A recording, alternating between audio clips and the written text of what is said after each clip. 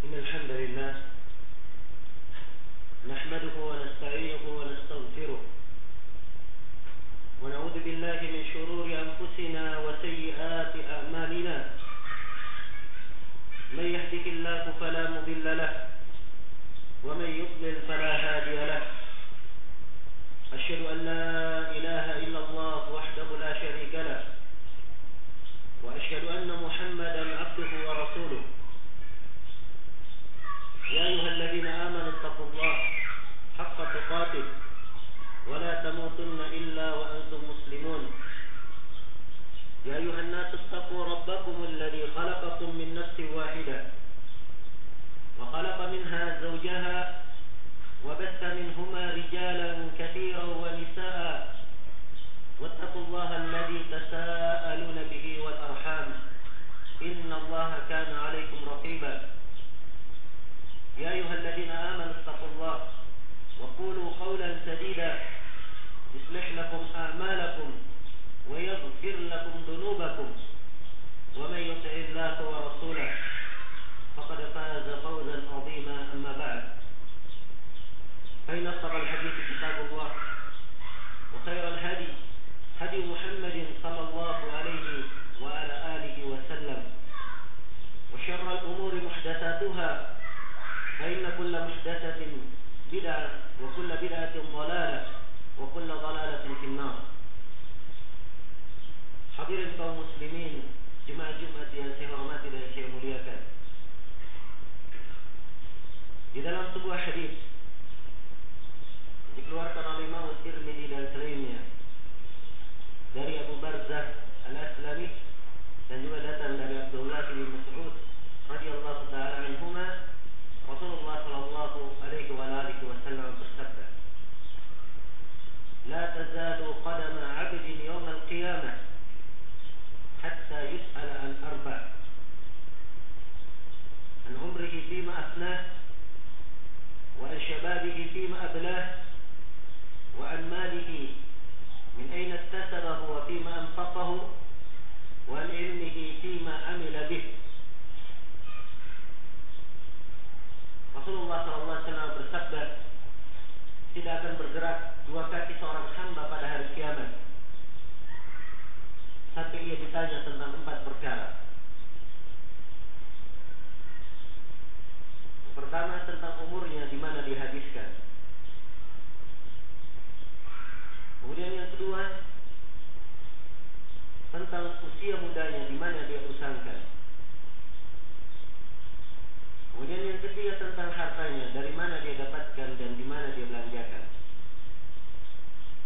Kemudian yang keempat tentang ilmunya, pengetahuannya, bagaimana dia beramal dengannya.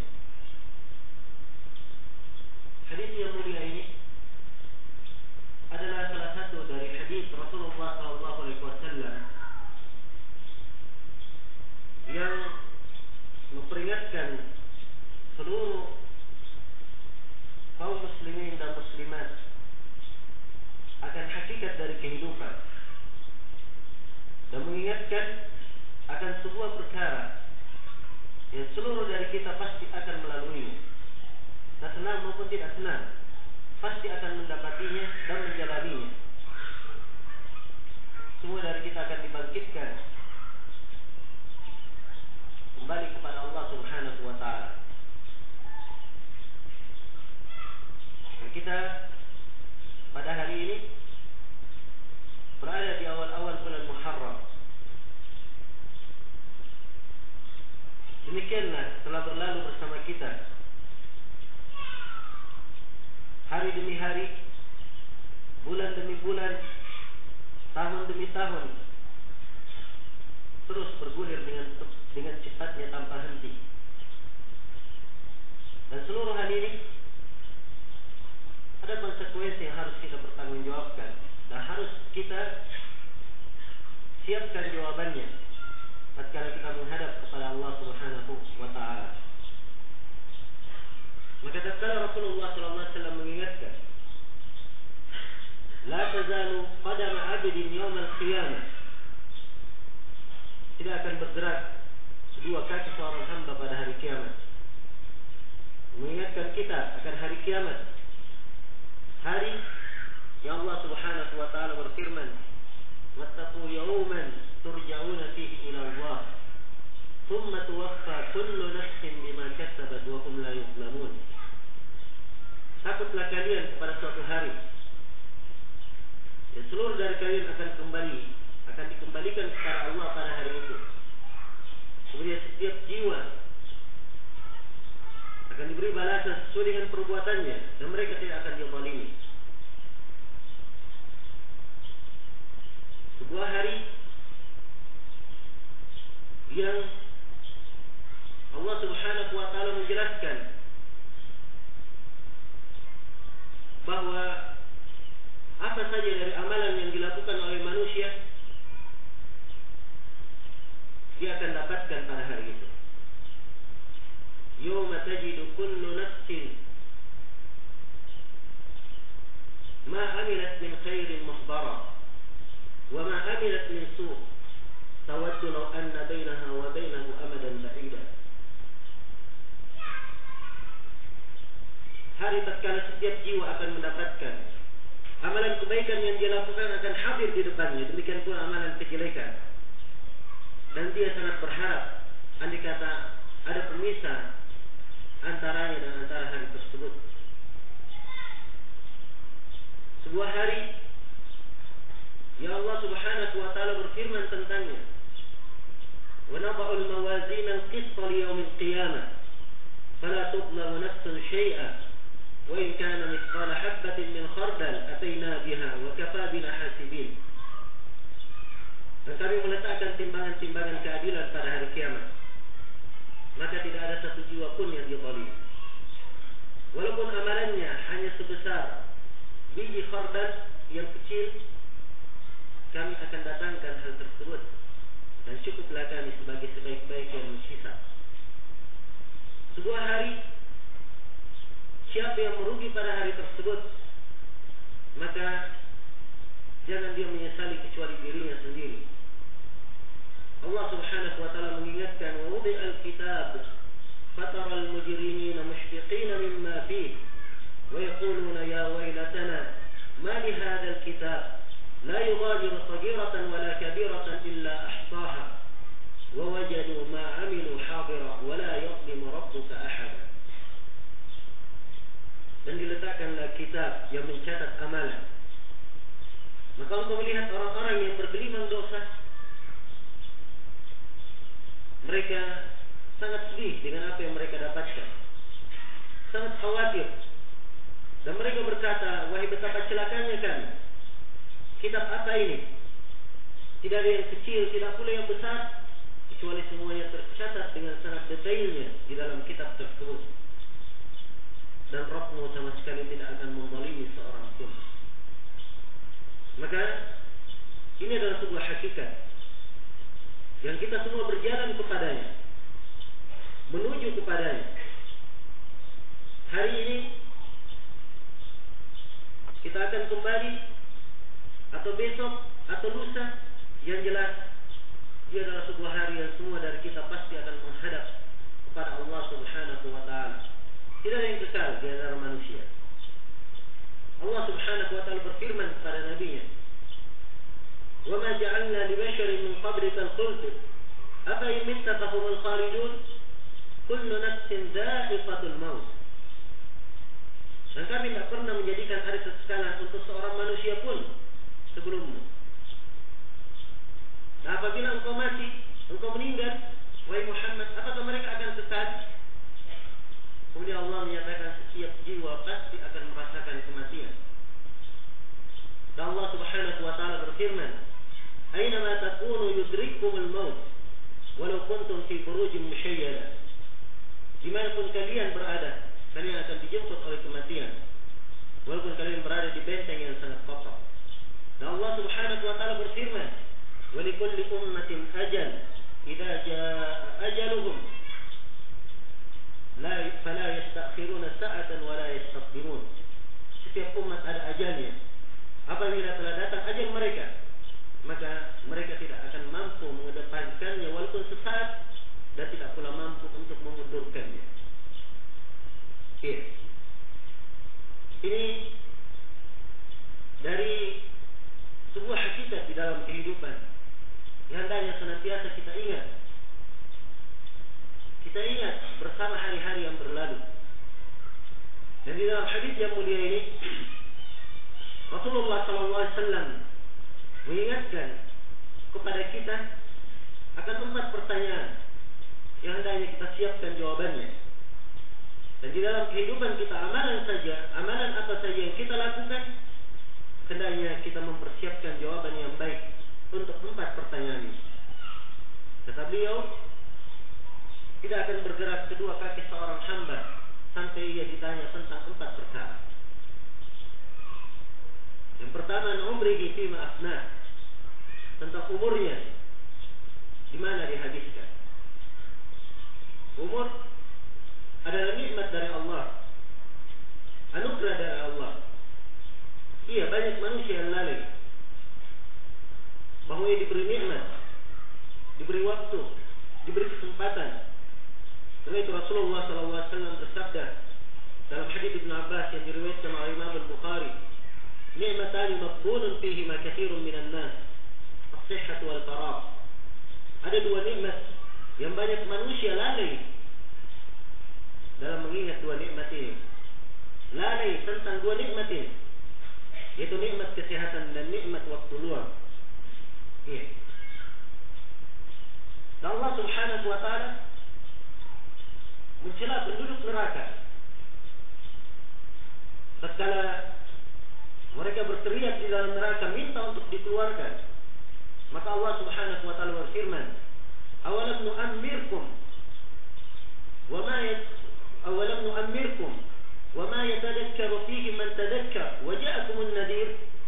Bukankah kami telah memberikan umur kepada kalian dan telah datang kepada kalian apa yang harusnya kalian mengingat, dan juga telah datang kepada kalian seorang yang memberi peringatan, seorang Rasul yang mengingatkan kalian. Ya. Maka tidak ada artinya sebuah penyesalan pada hari ini. Kalau ingin menyesal, maka sesalilah apa yang kita lakukan saat ini tatkala kita berada di dunia. Itulah yang bermanfaat. Adapun di akhirat adalah tempat hisab, bukan tempat untuk menyesali. Tempat hisab akan setiap amalan yang kita lakukan, setiap dari umur yang kita lewati. Kemudian pertanyaan yang kedua, an-syababihi fima ablah, tentang waktu mudanya, di mana dihabiskan. Waktu muda adalah nikmat dari Allah Subhanahu wa taala. Di waktu muda seorang bisa melakukan berbagai amalan, berbagai kegiatan yang kadang sulit atau kadang tidak bisa dia lakukan di waktu tuanya. Karena itu dia adalah sebuah nikmat yang hendaknya dipertanyakan, yang hendaknya dipertanggungjawabkan. Dan Rasulullah SAW telah menganjurkan berbagai amalan-amalan dan berbagai keutamaan-keutamaan bagi siapa yang memanfaatkan waktu mudanya. Di antaranya tentang 7 orang yang dinaungi di bawah teduhan arsy Allah Subhanahu wa taala. Salah satunya wasyabun qalbuhu mu'allaqun bil masajid, seorang anak muda yang hatinya terikat dengan masjid. Iya, agar supaya ia beramal dengan amalan-amalan yang baik sehingga dia digolongkan kepada orang-orang yang mendapatkan kemuliaan dari sisi Allah Subhanahu wa taala. Kemudian yang ketiga, an-malihi, tentang hartanya. Min aina iktasabahu wa fima anfaqahu. Pertanyaan tentang harta, dari mana dia dapatkan? Ya. Apakah dari sumber yang halal atau dari sumber yang haram? Kemudian di mana dia belanjakan? Apakah dia belanjakan dalam hal yang baik atau dia belanjakan dalam hal yang jelek? Semuanya ini akan dipertanggungjawabkan. Bagi seorang muslim, membelanjakan harta adalah perkara yang ia berusaha untuk meletakkan setiap dari hartanya pada perkara yang baik, dan dia mendapatkan manfaat di sisi Allah Subhanahu wa taala dan mendapatkan pahala. Demikian pula dia mengambil dari sumber yang halal. Karena itu dia mempelajari tuntunan dari Al-Quran dan As-Sunnah. Apa-apa yang dengannya dia mengetahui apa yang dihalalkan dan dia mengetahui apa yang diharamkan. Dia mengambil dari jalur yang halal dan meninggalkan dari jalur yang haram. Dan siapa yang membelanjakan hartanya pada jalan yang tidak baik, maka ia akan menuai kerugian pada hari kiamat. Allah Subhanahu wa taala menjelaskan kesengsaraan orang-orang kafir. Innal ladzina kafaru yunfiquna amwalahum liyasuddu an sabilillah. Fasayunfiqunaha thumma takunu 'alaihim hasratan thumma yughlabun. Wal ladzina kafaru ila jahannam yuhsyarun. Sungguhnya orang-orang kafir mereka menginfakkan hartanya untuk menahan manusia dari jalan Allah. Maka sungguh mereka akan menginfakkan harta mereka, kemudian harta itu menjadi kesengsaraan, kerugian untuk mereka pada hari kiamat. Dan orang-orang kafir mereka semua akan digiring dan dikumpulkan ke dalam neraka jahanam. Kemudian pertanyaan yang keempat, an ilmihi, tentang ilmunya. Fima amila bih, bagaimana dia beramal dengan ilmu tersebut. Seorang muslim dituntut untuk menuntut dan mempelajari apa yang dengannya agamanya menjadi tegak, apa yang dengannya kewajibannya terangkat. Sebab dari ilmu agama ada yang wajib dan mesti dipelajari. Siapa yang tidak mempelajarinya, maka dia berdosa. Dan pada hari kiamat dia tidak mendapat udzur tatkala ia tidak mengetahui apa yang diwajibkan. Hal yang diwajibkan dari ilmu ini, apa yang dengannya tegak agamanya. Dia bisa mengetahui bagaimana cara beribadah kepada Allah dengan benar, mentauhidkan Allah, memurnikan ibadah kepadanya. Dia harus mengetahui apa itu kesyirikan, apa bentuk-bentuknya, sehingga terhindar dari kesyirikan, terjauh darinya. Dan dia harus tahu bagaimana tata cara dia sholat, mengeluarkan zakat kalau dia orang yang memiliki kelebihan harta. Termasuk di bulan Ramadan dia harus wajib untuk mengetahui hukum-hukum seputar puasa. Begitu akan menunaikan ibadah haji, maka dia wajib untuk mengetahui hukum-hukumnya. Dia masuk dalam muamalah berdagang, maka dia wajib untuk mengetahui apa hukum-hukum yang berkaitan dengan muamalah. Ini dari ilmu-ilmu yang wajib untuk dipelajari. Selain dari itu, mempelajarinya adalah sunnah muakkadah. Mempelajari ilmu yang merupakan sunnah muakkadah itu lebih baik daripada jihad yang sifatnya sunnah, lebih baik daripada qiyamul lail. Sebab menuntut ilmu adalah hal yang sangat ditekankan di dalam syariat. Keutamaan dan kemuliaannya diterangkan dalam Al-Quran dan hadis Rasulullah SAW dengan beraneka ragam, dengan berbagai bentuk. Maka seorang yang telah berilmu dan memiliki ilmu, dia dituntut untuk beramal dengan ilmunya. Sebab dengan amalan tersebut, maka apa yang diketahui semakin dikuatkan. Dan Allah Subhanahu wa taala akan menambah berkah untuk mereka yang beramal dengan ilmunya. Allah berfirman, "Walau annakum fa'alu ma yu'aduna bihi, lakana khairan lahum wa ashadda tathbita, wa idza la'atainakum min ladunna ajran 'azima, wa lahadainakum siratan mustaqima." Andai kata mereka melaksanakan apa yang mereka diperintah dengannya, maka sungguh itu yang terbaik untuk mereka dan hal yang paling mengokohkan kedudukan mereka. Dan sungguh kami akan memberikan untuk mereka pahala yang sangat besar, dan sungguh kami akan menunjuki kepada mereka jalan yang lurus. Karena itu kata sebagian para ulama, siapa yang beramal dengan ilmunya, warrathahullahu ilman ma la ya'lamuhu, maka Allah akan mewariskan untuknya sebuah ilmu yang sebelumnya dia tidak ketahui. Dan tidak beramal dengan ilmu dimaklumi bagaimana dosanya. Bagaimana pada hari kiamat salah satu dari 3 orang yang paling pertama dipanggang oleh api neraka, salah satunya adalah seorang alim yang tidak beramal dengan ilmunya.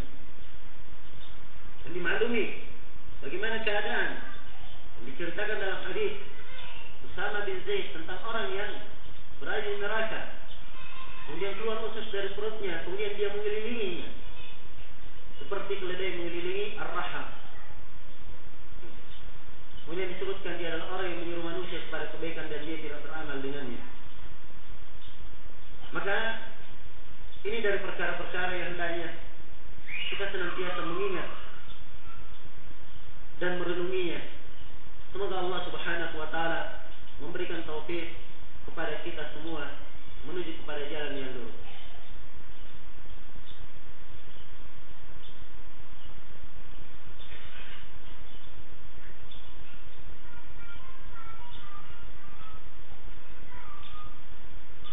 Alhamdulillah ala ihsani wa syukru lahu ala fadlihi wa imtinani. Asyhadu an la ilaha illallah wahdahu la syarika lah ta'ziman li syani wa asyhadu anna Muhammadan 'abduhu wa rasuluhu ad-da'i ila ridwani sallallahu alaihi wa ala alihi wa sahbihi wa ikhwani. Amma ba'd. Hadirin jemaah yang saya hormati dan saya muliakan, Allah Subhanahu wa taala berfirman, Ya ayyuhalladzina amanu taqullaha wal tanzur nafsum ma qaddamat lighadin wattaqullah innallaha khabirun bima ta'malun.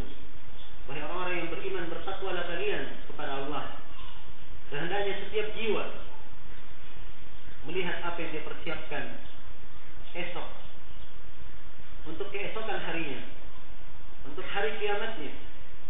Dan hendaknya kalian bertakwa kepada Allah. Sungguhnya Allah Maha mengetahui segala yang kalian lakukan.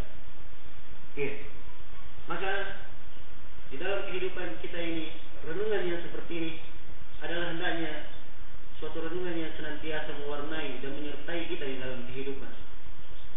Apalagi kita berada di masa yang penuh dengan fitnah, masa yang banyak hal-hal yang bisa memalingkan kita dari agama, dari arah syubhat maupun syahwat.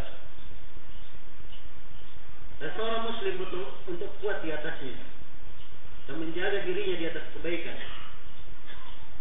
Maka hendaknya kita berusaha untuk menjadikan kehidupan kita sebagai kehidupan yang berarti, kehidupan yang bermakna, dan kehidupan yang membawa kebaikan untuk kita kelak di kemudian hari tatkala kita menghadap kepada Allah Subhanahu wa taala. Ini yang saya sampaikan pada khutbah kali ini. Semoga Allah Subhanahu wa taala menunjuki kita semua jalan yang lurus dan memberi hidayah kepada kita pada segala pintu kebaikan. Dan insyaallah taala hari ke depan di bulan Muharram pada tanggal 9 dan tanggal 10 Muharram syariatkan bagi seorang muslim dan muslimah untuk melakukan puasa. Tanggal 10 disebut dengan puasa hari Asyura, dan tanggal 9 disebut dengan puasa Tasu'a. Dan puasa di 10 Muharram tadinya adalah puasa yang diwajibkan terhadap kaum muslimin, bagaimana diterangkan dalam hadis riwayat Bukhari dan Muslim. Setelah datang dan turun kewajiban puasa Ramadan, maka terhapuslah hukum wajib. Yang tersisa puasa di bulan Muharram adalah puasa yang disunnahkan dan sunnah muakkadah. Demikian pula Nabi menyebutkan ketika beliau berpuasa di 10 Muharram, beliau katakan, andai kata saya hidup di tahun depan, maka saya akan berpuasa di tanggal 9-nya atau sehari sebelumnya. Nah, itu disyariatkan berpuasa pada tanggal 9 Muharram. Adapun berpuasa pada tanggal 11, ada hadis yang menjelaskannya, tapi hadisnya adalah hadis yang lemah. Karena itu yang disyariatkan hanya tanggal 9 dan tanggal 10. Maka hari demi hari dan di bulan demi bulan ada saja dari amalan-amalan salih yang disyariatkan bersama kita, disyariatkan di dalam agama kita, agar supaya hidup ini terhiasi dengan kebaikan, hidup ini terhiasi dengan amalan-amalan yang mendekatkan diri kita kepada Allah untuk meraih surganya dan menjauhkan kita dari neraka sehingga kita terhindar dari siksaannya. Nah, semoga Allah Subhanahu wa taala senantiasa mengokohkan kita di atas Islam yang di atas sunnah, Dan semoga Allah Subhanahu wa taala menguatkan seluruh saudara-saudara kita kaum muslimin yang tertindas di berbagai belahan negeri, di berbagai belahan dunia, di Palestina, di Afghanistan, di Irak maupun yang lainnya. Dan semoga Allah Subhanahu wa taala menguatkan kedudukan mereka dan menolong mereka di atas musuh-musuh mereka. Dan semoga Allah Subhanahu wa taala senantiasa